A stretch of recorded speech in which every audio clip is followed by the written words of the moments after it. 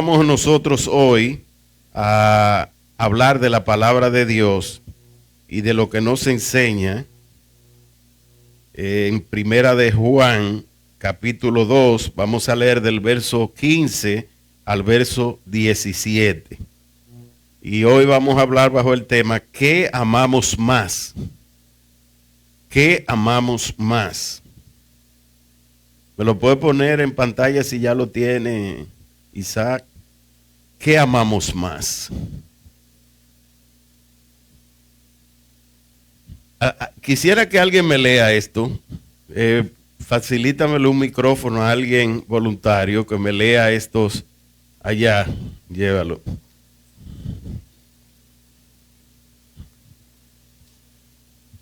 Buenos días. La palabra se lee en el nombre del Padre, del Hijo y del Espíritu Santo. No amen al mundo ni las cosas que están en el mundo. Si alguno ama al mundo, el amor del Padre no está en él. Verso 16.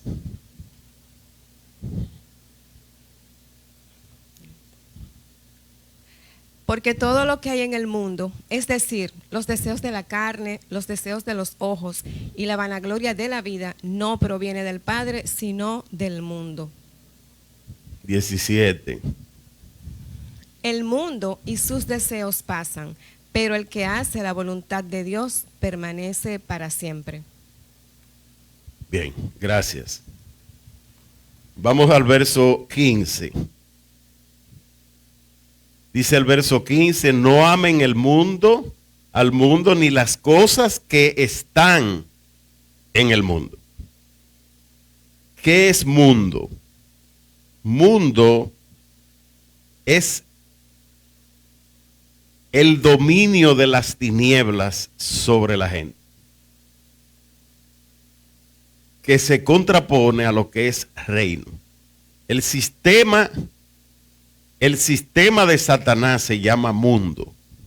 El sistema de Dios se llama reino. Por eso nosotros buscamos primeramente el reino de Dios y su justicia. Porque el sistema de Dios es un reino de poder y de autoridad para establecer la manifestación del poder sobrenatural de Dios.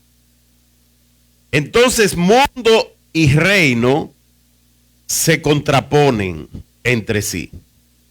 Es decir, que son incompatibles. Cuando nosotros dejamos que el mundo nos domine, nos dejamos contaminar del mundo, nosotros entramos en el sistema de Satanás, el sistema de las tinieblas. Y fíjese que este texto en Primera de Juan 2:15 dice, no dice, reflexiona que no debes pensar de manera diferente amando el mundo, no, es una orden que le dice, no amen al mundo, es una instrucción. Esto no es que piense si me conviene o no me conviene. Es que debemos hacerlo como un mandato. Y dice, no amen al mundo ni las cosas que están en el mundo. ¿Y cuáles son las cosas que están en el mundo? Vamos a describirlas. Vamos al verso 16. El verso 16 dice, porque todo lo que hay en el mundo, ¿cuáles son las cosas que hay en el mundo? Lo primero son los deseos de la carne. Segundo, los deseos de los ojos y la vanagloria de la vida. Y estas tres cosas no provienen del Padre, sino del mundo. Y quiero hacerte una pregunta hoy.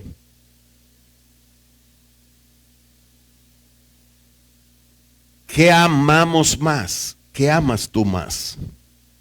¿El mundo o amas más a Dios? Y fíjense que no es una pregunta cualquiera, no es rutinaria. Es un llamado a la conciencia. ¿Qué estás tú actualmente amando más? ¿Qué amamos más nosotros? Yo decía, wow, Señor, ciertamente que tú estás dirigiendo a esta iglesia, porque en la adoración, Giselle dijo, no podemos tener ídolos en nuestro corazón, pero además de eso, toda la adoración estuvo enfocada hacia la santidad de Dios. Y hoy nosotros venimos a hablar de cómo vivir una vida agradable a Dios, que es una vida en santidad. ¿Qué es lo que hay en el mundo? Primero, los deseos de la carne. Y cuando aquí está hablando de deseos de la carne, ¿de qué está hablando? De que nos gusta chuleta, de que nos gusta comer bien, de que podemos nosotros satisfacer todo lo que es comida. Bueno, nos habla aquí de todo, porque los deseos de la carne tienen que ver con el desequilibrio, con el desenfreno. Dios quiere que nosotros llevemos una vida equilibrada en todo. Pero básicamente cuando habla de los deseos de la carne, está hablando de los deseos pecaminosos. Los deseos pecaminosos de la carne. Y la palabra de Dios dice, no den lugar al diablo. ¿Cómo damos nosotros lugar al diablo? Parecería que es muy piadoso y de mucha santidad el nosotros hablar de vestido, de cómo comportarnos por fuera, pero lo que Dios anda buscando es un corazón rendido por completo a Él. Él anda buscando verdaderos adoradores que le adoren en espíritu y en verdad. ¿Y cuáles son esos adoradores verdaderos? Aquellos que están dispuestos a dejar el mundo con sus deseos y pasiones. Porque el que ama al mundo no puede agradar a Dios. Los deseos de la carne vienen como consecuencia de nuestra naturaleza carnal. Y nadie está libre de ello. Nadie está libre de ello, porque vienen con nosotros. Ese es el paquete que nosotros recibimos desde que nacemos. Cuando Dios creó al hombre, le dio autoridad sobre todo lo creado. Le dijo, fructifiquen y multiplíquense. Dominen, sojuzguen, sometan la tierra y todo lo que hay en ella. Es decir, que Dios nos dio a nosotros dominio sobre la creación. Pero ¿qué ocurrió? Que nosotros, en lugar de tener nosotros el control, se lo dimos a las tinieblas. Y con el pecado vino la muerte y vino la maldición al mundo. ¿De dónde vienen los deseos de la carne? Eso es lo primero. Los deseos propios de la carne vienen de lo que es la lujuria, que fue el primer pecado. El primer pecado del hombre fue un pecado de lujuria. No estoy hablando de lujuria en cuanto a pornografía, a prostitución, no. Estoy hablando de lujuria, de un deseo interior de tener cosas, de alcanzar cosas. Díganme ustedes, ¿cuántas veces nosotros no hemos dado tarjetazo porque nos llenamos de emoción? Ay, es que yo lo quiero, no tengo con qué pagarlo, pero en el nombre de Jesús yo lo voy a... Déjeme decirle, en el nombre de Dios, no de Jesús, salen los narcotraficantes a regar su droga. Y muchos salen a matar y dicen, bueno, yo lo voy a hacer. Y, claro, y hasta se presignan, así mismo es. Es decir, que tú menciones el nombre de Dios no significa que tú lo vas a tener como compañía en tu vida. Entonces vino ese deseo desenfrenado del hombre ¿de qué?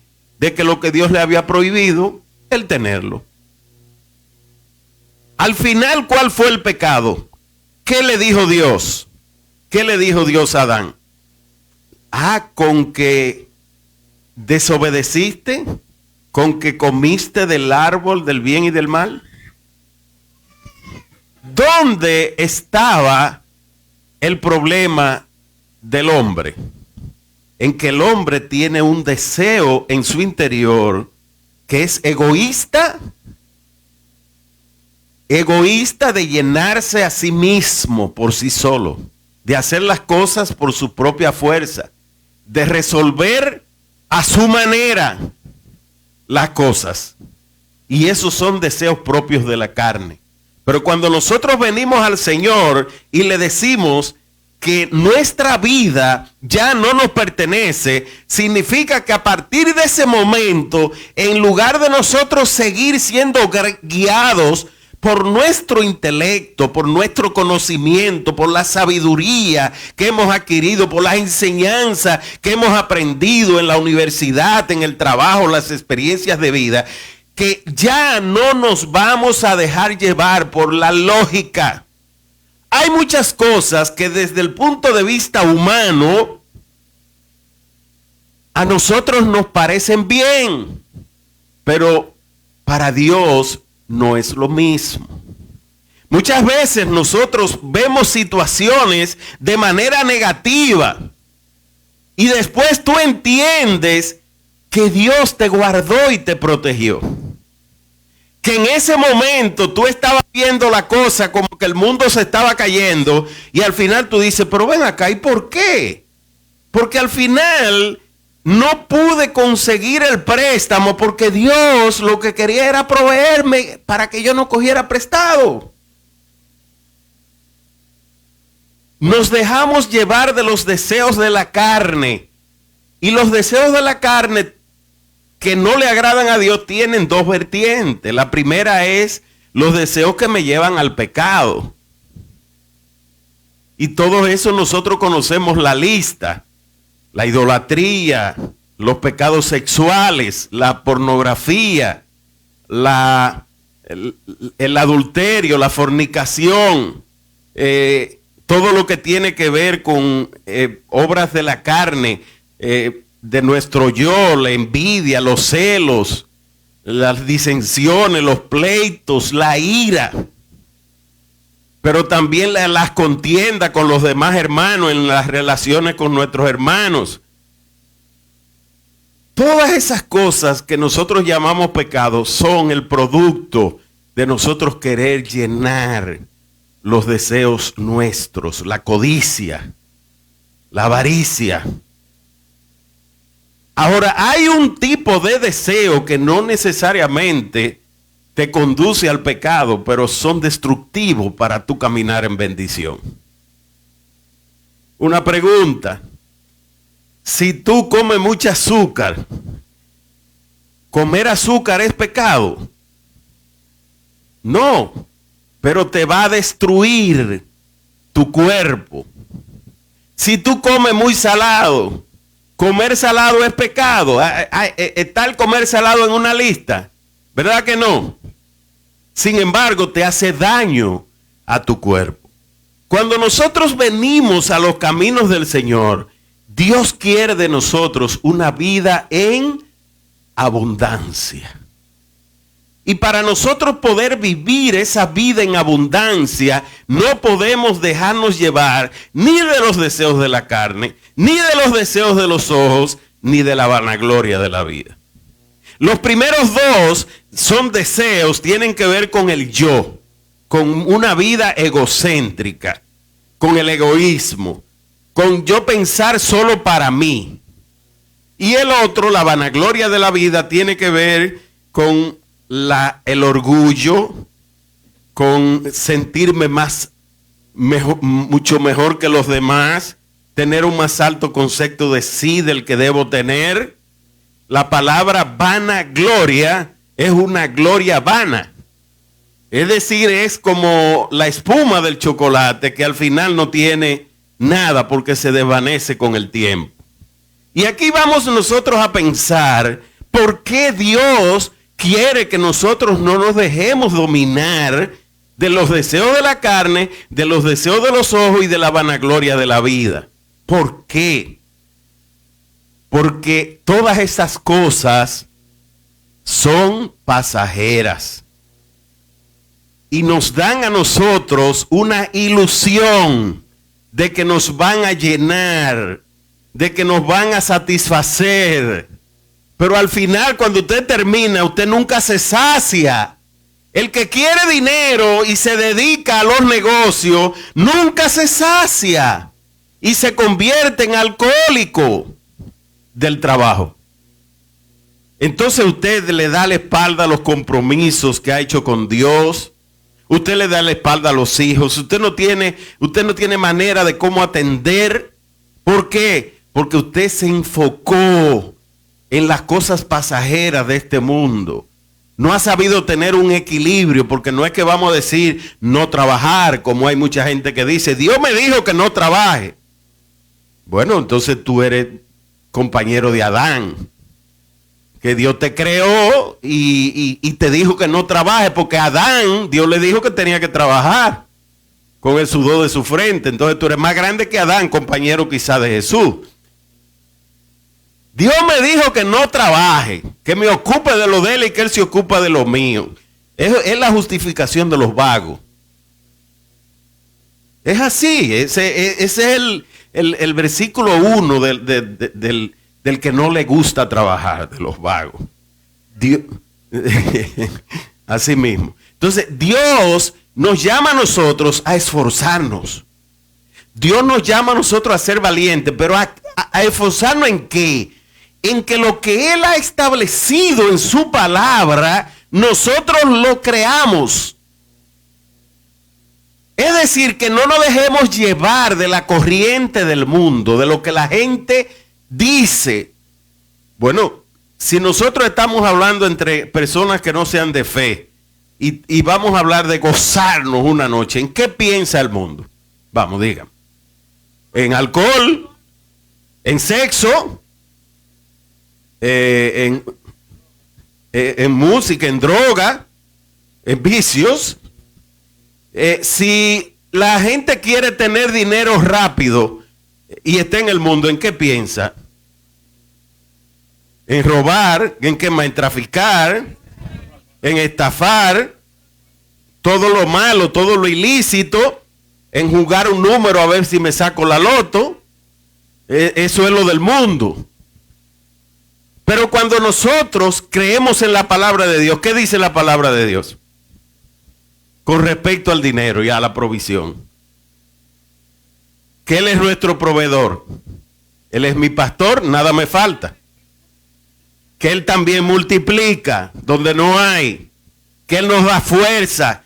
Él da esfuerzo al cansado y le pone fuerza, vigor al que no tiene ninguna. Bendice la obra de nuestras manos. Nos da el poder de hacer la riqueza. ¿Para qué? Para que preste, si no tenga que tomar prestado. Pero ¿a qué nosotros le creemos? ¿Al mundo? Ah, no tengo para pagar la tarjeta. Entonces vamos al sistema del mundo, del diablo, a pagar los mínimos. Últimamente calculé de una tarjeta que pagamos después de las 5 de la tarde de ese mismo día y resulta que había una regla que si usted paga después de las 5, le ponen fecha del día siguiente. ¡Wow! El diablo anda buscando todos los días malicia, porque el dinero está ahí en el banco y es cambiarlo de un lugar a otro. ¿Por qué no me lo pueden aceptar si estoy dentro del día? Pero al final, cuando hago el cálculo, dice que es un 8, pero con las moras llega a un 10. Entonces nosotros, en lugar de creerle a Dios, agarramos y tiramos una tarjeta y Dios me lo proveerá, en lugar de esperar el tiempo de Dios para que Él me lo dé y yo lo compro sin deuda. ¿Por qué no somos capaces de decir, no, espérate, yo no puedo lanzarme a comprar un vehículo nuevo si yo no tengo el dinero para pagar, ni los ingresos mensuales para yo pagar la cuota que me corresponde? Déjame esperar el tiempo.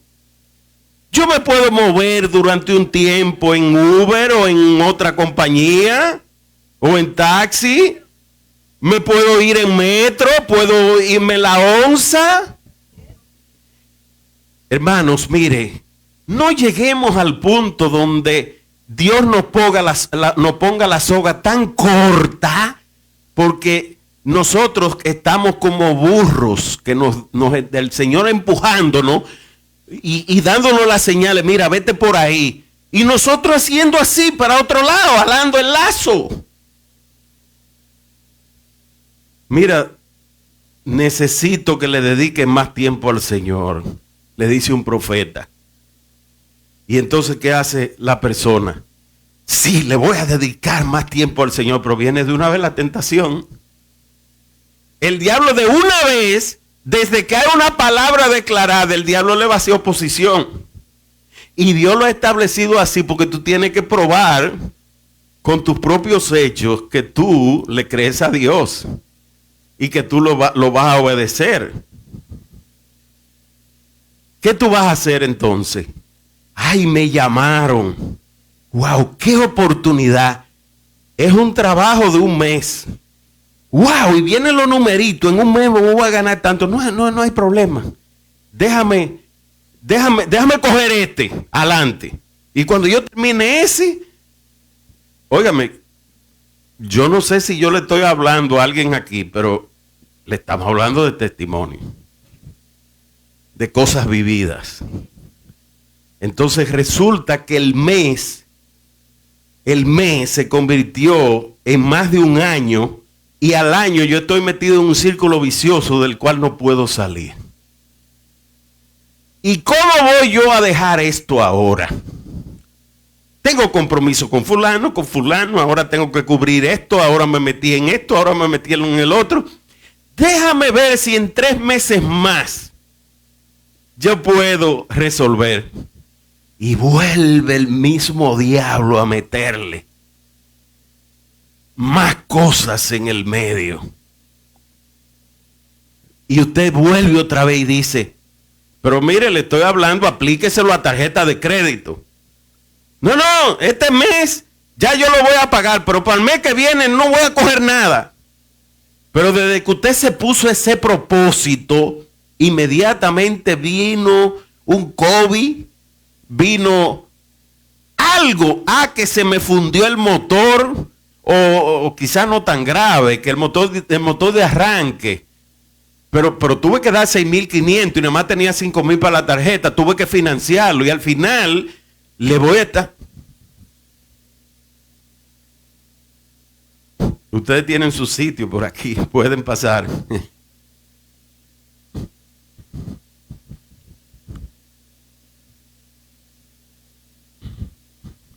Al final, dices tú, bueno, ya, yo tengo que guardar mi crédito, yo tengo que ver si ya fulano de tal, yo le cumplo para que no hable mal de mí. Hermanos, miren, el diablo es un estratega. Cuando yo recibí el llamado del Señor para el ministerio, yo recibí la oferta más tentadora que podía yo recibir como empresario,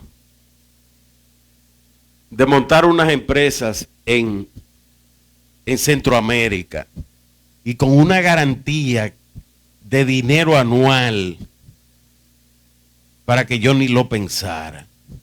Pero ustedes saben a quién fue que el diablo utilizó para hacerme a mí esa oferta. A 2 personas que habían sido mis consejeros y mis soportes económicos y todo durante toda mi vida. Fueron mis empleadores. Después yo le coloqué trabajo a ellos, teniendo empresa.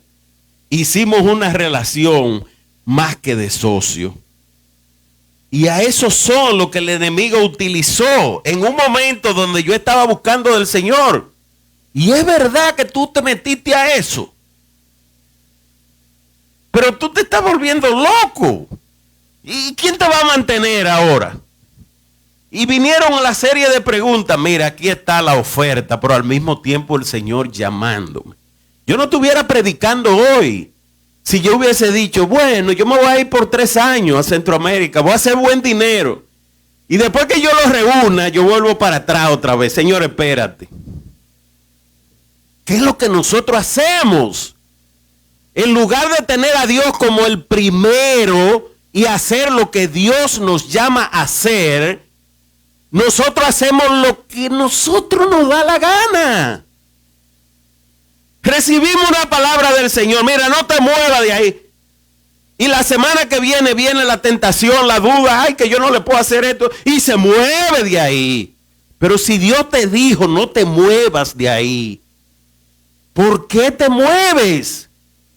Si Dios te dijo que te va a saldar las deudas, ¿por qué tienes que coger un préstamo? Porque te llenaste de miedo, porque te amenazaron de que te voy a embargar la casa. Mire, yo recibí muchísimas amenazas. Mira, yo voy para allá ahora. Tengo aquí a los...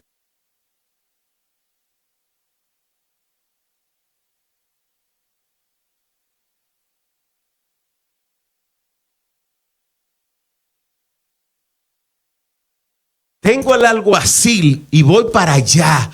Ahora, nosotros habíamos pasado por un embargo. Y yo dije... Diablo, llévate lo poquito que tenemos, si le da la gana, llévatelo, pero tú no vas a poder. Y le dije a quien me llamó, le dice, atrévete a hacerlo, y tú verás las consecuencias que vas a tener. Yo le hablé como que era Dios que estaba. Me apropié con autoridad. Yo dije, yo le voy a decir lo que Dios le va a decir. Y no pasó nada. Gracias.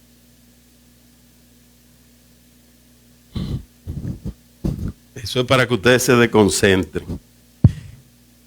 No pasó nada.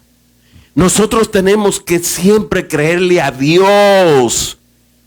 Pero ¿qué pasa? Que el enemigo nos tira trampas. ¿Y qué ustedes creen? Que yo le estoy predicando algo que no he vivido. Yo sabía que no se podía firmar pagarés notarial. Sin embargo, me pusieron una trampa de que mira, esto nada más es hasta una semana.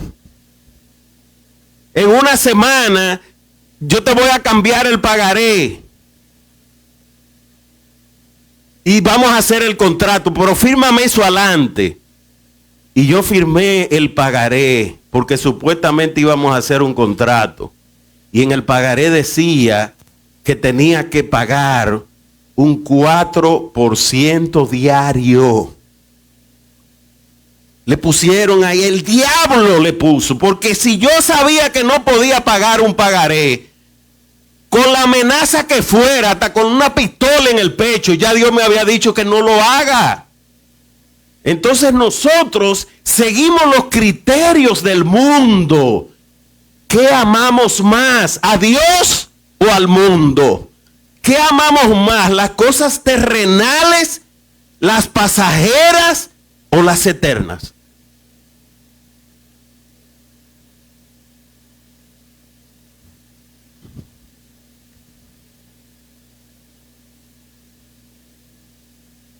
Sí.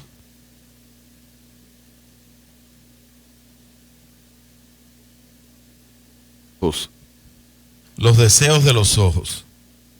Vamos a hablar de los deseos de los ojos. Ustedes saben que hay 4 tipos de adulterio de los ojos. ¿Alguno de ustedes sabe, me pueden decir de adulterio de los ojos? Es decir, cuando tú ves un hombre o una mujer y tú de una vez tú enciendes las antenas. No, bueno, las antenas, ya hay demasiadas antenas y demasiados satélites. Pero comienza por ahí, tú comienzas con los ojos. Tú comienzas a querer cosas. A querer cosas. Pero ese es otro tipo de adulterio. Cuando tú quieres lo que el otro tiene y con los ojos tú lo que estás es tratando de que lo que tú ves en el otro, tú tenerlo. ¿Cuántos en este país quisieran ser presidente de la República? Óigame, no, debía haber hecho la pregunta al revés. Debía haber preguntado ¿cuántos hay políticos aquí en la iglesia? Porque todo el político aspira a ser presidente de la República. Ahora, yo no he mencionado nombre. Cualquier parecido es pura coincidencia. Déjeme decirle una cosa. ¿Quién conoce la vida del presidente? Dios la conoce. Usted sabe el tipo de vida que vive uno que está en esa posición. Porque no solamente estamos hablando de el volumen de actividades que se le presentan, porque no tiene el control de su tiempo, no puede, se debe a una responsabilidad. Pero no solo es eso.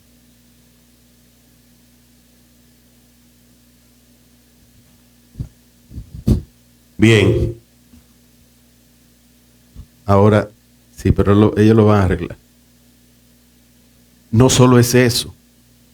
Ustedes saben las críticas que tiene que soportar una persona en esa posición. La madurez, la inteligencia emocional que hay que tener. Mire, yo le voy a decir, un presidente de la República solamente se parece a un pastor.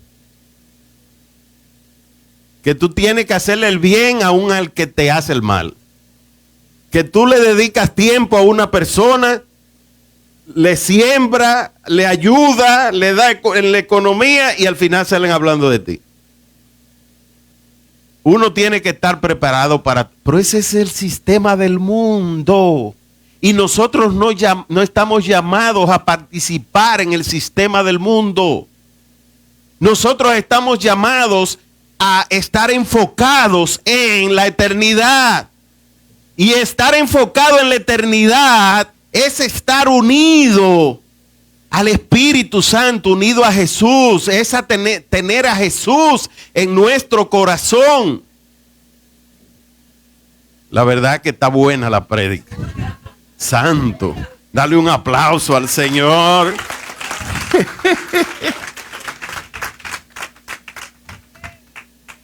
Ven y resuelve.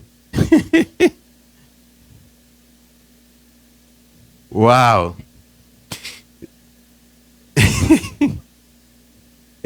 Ustedes saben qué pasa, que este tipo de enseñanza es la que necesita la gente hoy para que este mundo cambie. ¿Por qué? Porque hay cosas que no nos llevan al pecado, pero nos hacen daño. Y hay cosas que podrían ser utilizadas para bien y al final nosotros las usamos en mal.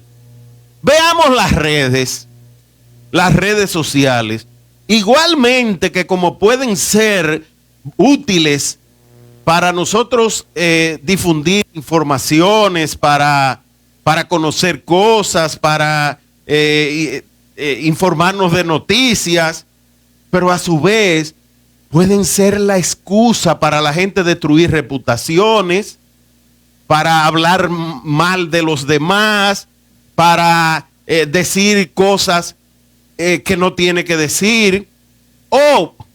Pero ahora la gracia está en muchas cosas que uno antes decía, ay no, pero espérate, las redes no. Pero ahora el agarrar por aquí atrás y muchos like.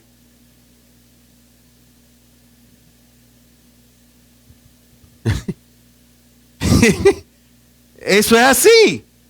Y llegó un momento donde era un escándalo que se mostrara una mujer en la playa y entonces de espalda, ¿verdad? ¿verdad? Sin nada aquí entonces de la espalda, ¿verdad? Ay, eso es pornografía. No, eso ya no es pornografía. No, eso no es pornografía. El desequilibrio. El desequilibrio. Ustedes saben que hay países en Europa donde el asunto es tan grave que están pensando poner leyes para limitar el internet y las redes en los menores de edad. Porque ahora usted entra al internet y no hay control. Un niño de 9 años y de 8 años entra al internet y puede ver pornografía, pero no pornografía pornografía de moteles. O sea, una cosa, claro, de alto rango. A un niño de 7 y 8 años. Nosotros le estamos abriendo las puertas al mundo. Le estamos abriendo las puertas al mundo. Y cuando estamos hablando de mundo, quizás ha habido una corriente dentro del pueblo cristiano demasiado radical, que ha llegado al extremo de la legalidad. Pero la mayoría de esas corrientes se enfocan más en lo externo. De que si me desrizo, si no me desrizo, de a qué distancia del piso está la falda. Yo no sabía que los pecados eran a 3 pulgadas del piso es un pecado, más para arriba es otro más pecado y más para, o sea, hasta ese nivel. O sea, grado de pecado. Dependiendo de la distancia de la falda al piso. y dice Colosenses 2 que estas cosas, si bien tienen una apariencia de piedad, pero en nada contribuyen al culto verdadero a Dios. Usted puede creer que está haciendo las cosas muy bien. Uno ve personas que van toda la mañana, Dios te salve, con otra al lado. Cree que lo está haciendo bien. Mi oración cada vez que le paso por el lado a una persona de esa no es decirle, Señor, revélale la verdad.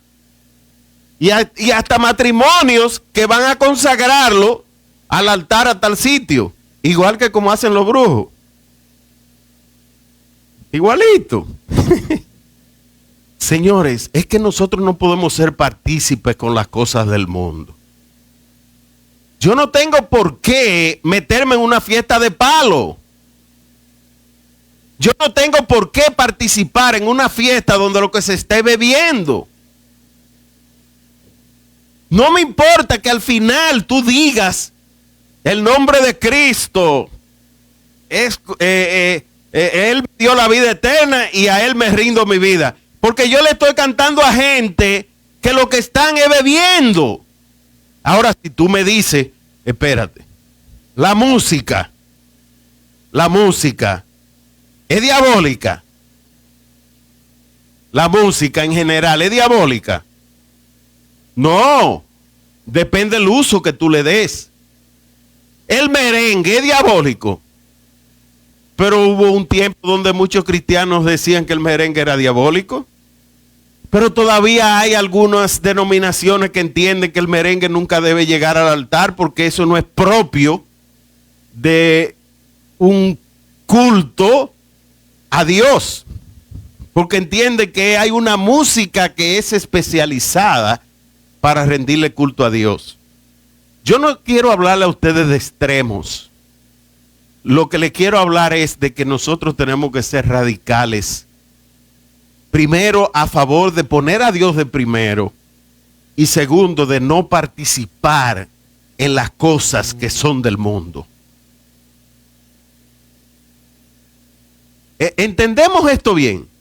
Yo no puedo ir a la celebración de una actividad donde se vaya a beber y como cristiano no dar el testimonio. Yo bebo. Bueno, yo no me emborracho. Pero el vino no es diabólico. El vino no es diabólico, es el uso que tú le das. Dios ha puesto todo en nuestras manos en abundancia para que nosotros lo disfrutemos. El hombre es el que tiene que saber cómo administra las cosas que Dios le ha puesto en sus manos. Hay cosas que no son diabólicas por el hecho de lo que son, sino por el uso que tú le das. Le voy a poner un ejemplo.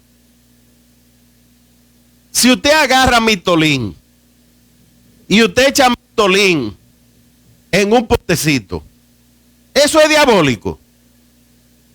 Pero si usted coge mitolín y lo echa en un potecito y le pone una etiqueta San Miguel, y usted lleva eso a un altar de brujería, y cuando en ese altar toda esa potecito con la etiqueta viene el demonio de San Miguel y lo consagra, ¿qué resulta con ese mitolín? Ya es diabólico. Entonces la palabra de Dios dice, nada es bueno ni es malo. No hay comida mala y comida buena. No hay comida, sino aquella que se ha sacrificado a los ídolos. Esa es la que es mala. No hablemos de comida ni de bebida. No hablemos de normas. Porque ya nosotros no estamos bajo normas. Estamos bajo el reino. Ya el reino fue establecido, las normas existían y siguen existiendo para ponernos a nosotros disciplina, para ordenar nuestras vidas. Pero ¿dónde es que está lo que nos lleva a nosotros a buscar el mundo? Lo primero es porque queremos los deseos nuestros. Los deseos nuestros. Dios te dice no haga ese negocio, pero como tú te sientes bien, o como hay un amigo tuyo, que ese amigo tuyo te está empujando, o te hace una oferta, tú te dejas llevar, tú no lo sometes en oración. Hay muchas veces que nosotros tenemos que hacer cosas que de acuerdo a nuestra lógica no corresponde hacer, pero cuando obedecemos, Dios nos bendice. Si usted comienza a dejarse dirigir por el Espíritu Santo, usted va a ver que su vida va a comenzar a cambiar y van a venir los retos. Porque ¿qué es lo que ocurre? Que cuando nosotros vivimos a nuestra manera, hay una serie de pruebas que llegan para que nosotros probemos que amamos más a Dios que al mundo. Entonces, cuando llegue esa prueba, si tú no la pasas, ¿qué hace el enemigo? Dice, no, ese está bajo control mío.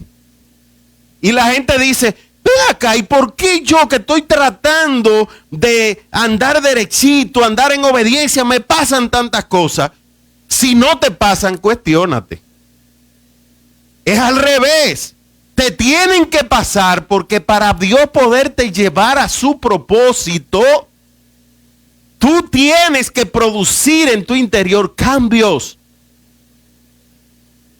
Tú tienes que, lo que tú tienes como un deseo, tú tienes que probarlo. Porque tenemos muchos deseos en nuestra mente y muchas ilusiones. Nosotros no nos llenamos de deseos de, wow, yo quisiera hacer yo la iglesia que Dios ha prometido. Pero ¿y quién ha dicho que el plan de Dios es que yo la construya? Aunque yo sea ingeniero, aunque Dios me ponga el dinero, espérate, una cosa puede ser el deseo mío, pero eso es lo que tú quieres, Señor. ¿Cuántas iglesias no hay que han subido y después han desaparecido? Porque el hecho de que sea una iglesia, por el hecho de que usted tenga un llamado, por el hecho de que usted cumpla, no quiere decir que siempre usted le ha sido obediente a Dios y ha estado alineado con Él.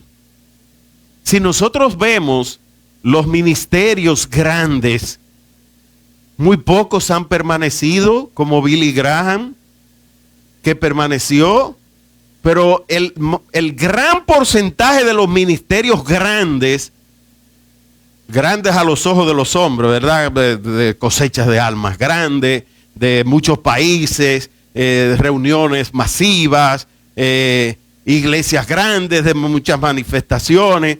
Al final las cabezas caen. Pero díganme la verdad, ¿eh o no? Y la pregunta es, ¿por qué caen?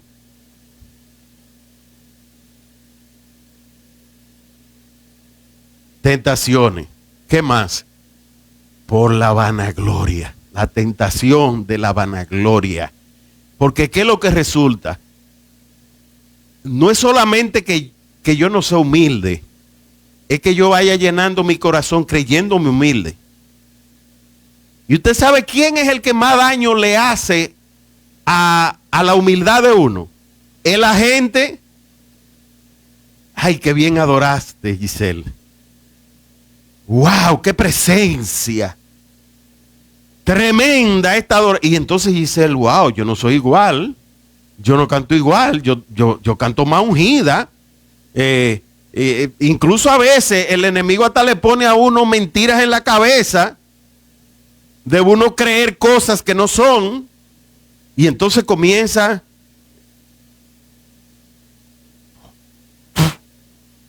y a subirse y a subirse. Y después dice, no, espérate, me equivoqué en esto, hice esto. Y como que pero vuelve otra vez. Y la gente vuelve otra vez. Ay, qué bien lo hiciste. Ay, y mira esas manifestaciones. Y ese ministerio sí es grande. Y Dios sí te usa. ¡Wow! ¡Qué pastor más verdadero! La verdad es que... ¡wow! Y al final viene ese orgullo. Y si no, pregunten aquí, uno de los ministerios más grandes, Aquiles Azar. Y los ministerios grandes tienen el gran dilema de que sus líderes se llenen de orgullo. Y lo que le estoy diciendo a ustedes es secreto de líderes. No se lo digan a nadie. Pero si tú eres líder, tú se lo puedes decir a todo el mundo. El secreto está que para poder mantener un liderazgo, la principal cualidad que no se menciona es la humildad. Cuando usted habla de cualidades de un líder, comienza la empatía, el dominio propio. Pero a nadie le dice que lo primero es la humildad. La Biblia te dice que lo primero es la humildad. ¿Qué es lo primero? No la vanagloria. La humildad. La humildad. Ahora, ¿ustedes saben cuándo termina la humildad de uno? ¿Cuándo termina la humildad de uno? Cuando uno se cree humilde. Desde el momento en que tú piensas que eres humilde, ya comenzó el orgullo a florecer. Así mismo. Comenzó el orgullo a florecer. ¡Wow! Dios me usa. Mire, yo le voy a decir una cosa. Mientras más me critican, le digo de corazón, en mi oración, mientras más me critican, más voy y le digo al Señor, Señor, gracias. Porque me estás haciendo cada vez más humilde. Cuando de nuestra iglesia dicen, no ha despegado, yo me siento feliz.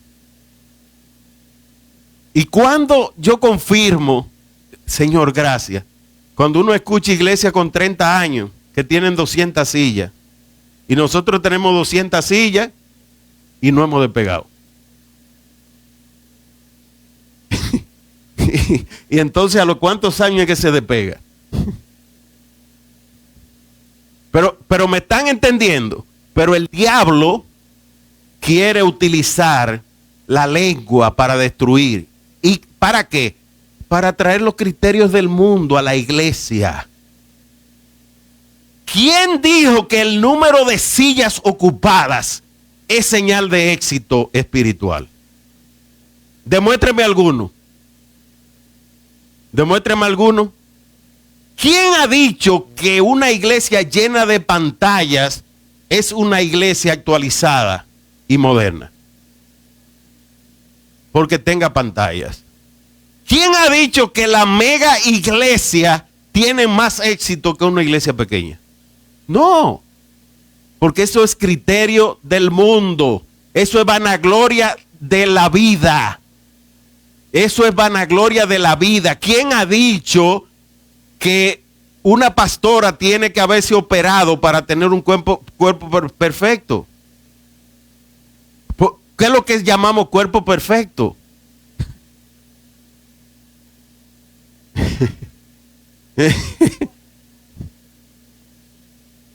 Pero una pregunta, Víctor, una pregunta.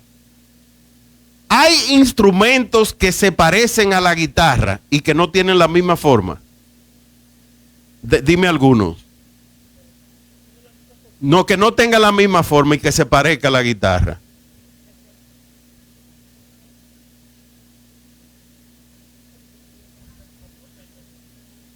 Pero no son iguales. Los que tienen la misma forma no son iguales ni suenan iguales. Ok. Entonces, ¿quién ha dicho que un cuerpo de guitarra tiene que sonar igual todo el tiempo?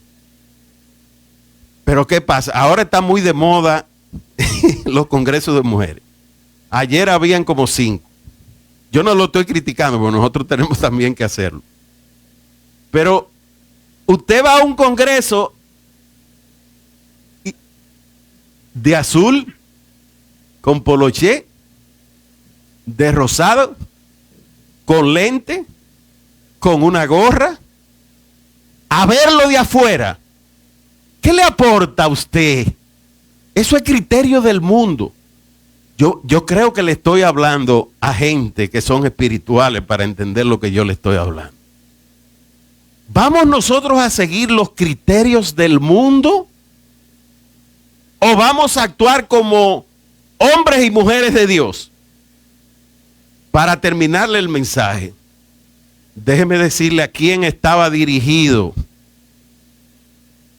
Olvidé algo que tengo que recordarle. Nuestro apóstol Ronald Short, que sabemos que está en la gloria del Señor, que murió el año pasado. Cuando yo le pregunté a él, si usted me pudiera decir en pocas palabras, ¿cuál es el consejo mayor que me puede dar para el llamado que Dios hizo para mi vida? Si me lo fuera a decir en pocas palabras, ¿qué usted me diría? Y él hizo así, se quedó. Y digo, yo sé que está orándole al Señor. Y me dijo una sola palabra: darle siempre la gloria a Dios. ¿Cómo? Yo estoy pensando que Él me va a dar a mí algún consejo de que ocúpate de tener muchas iglesias, ocúpate de bautizar a muchos miembros, o gánate muchas almas y vela llevando en una cuenta. Yo pensé que me iba a dar quizás consejos lógicos, humanos. Dice, la clave del éxito de los ministerios es darle siempre la gloria a Dios. Y yo decía, pero uno siempre le da la gloria a Dios, porque para él eso es mentira. Eso es mentira. No, que yo le doy la gloria a Dios. Eso es mentira. Cada vez que tú pones 3 pesos en la cuenta de la iglesia, mira tu corazón. A ver si es verdad que tú se lo estás entregando al Señor. O si no, te vienen todos los pensamientos del mundo. Tengo una tarjeta atrasada. Tengo que darle 3,000 pesos a la muchacha de la casa. Tengo que comprarle un regalo a fulano de tal que cumple años. tengo que arreglarle la goma al carro, ven acá, ¿es verdad que tú el dinero se lo da a Dios? No seas mentiroso. Tú estás siguiendo los criterios del mundo. Tú no es verdad que tiene a Dios de primero. Buscar primero el reino de Dios y su justicia. Y cuando Dios te dice, dale esos 1,000 pesos a Aimele. Pero señor, Aimele tiene dinero. Oye, dale esos 1,000 pesos a Aimele. Pero señor, él trabaja. ¿Por qué yo le tengo que dar los 1,000 pesos? Oye, dale los 1,000 pesos. Y entonces tú dices, no tengo en la cartera los 1,000 pesos. Era que el Señor no quería que yo se lo diera. Pero tú tienes en cuenta. Porque es que vivimos buscando excusas, metiéndole cuento a Dios y después queremos una bendición del tamaño del cielo. ¿Qué amamos más? Mire a quién estaba dirigida estas palabras del apóstol Juan. Vamos a poner primera de Juan 2:12. Mire a quiénes le dirigía a él esta palabra. Primera de Juan 2:12. Les escribo a ustedes, hijitos, porque sus pecados le han sido perdonados por su nombre. Oye, si Cristo nos perdonó, es para que cada error que tú cometas lo pueda corregir. Verso 13. O sea, el Señor le está hablando a los hijos esta palabra. Si tú eres hijo, porque tú te has convertido al Señor, porque tú lo has recibido, esta palabra es para ti. Segundo, dice, le escribo a ustedes, padres, porque han conocido al que es desde el principio. Yo decía, wow, pero es que el Señor el que era, el que es y que ha de venir desde el principio. Y otra de las adoraciones hoy, desde el principio siempre fue Cristo. Desde el principio siempre fue Cristo, porque han conocido al que es desde el principio. Les he escrito a ustedes, jóvenes, porque son fuertes y la palabra de Dios permanece en ustedes y han vencido al maligno. Verso 15. No amen el mundo, ni las cosas que están en el mundo.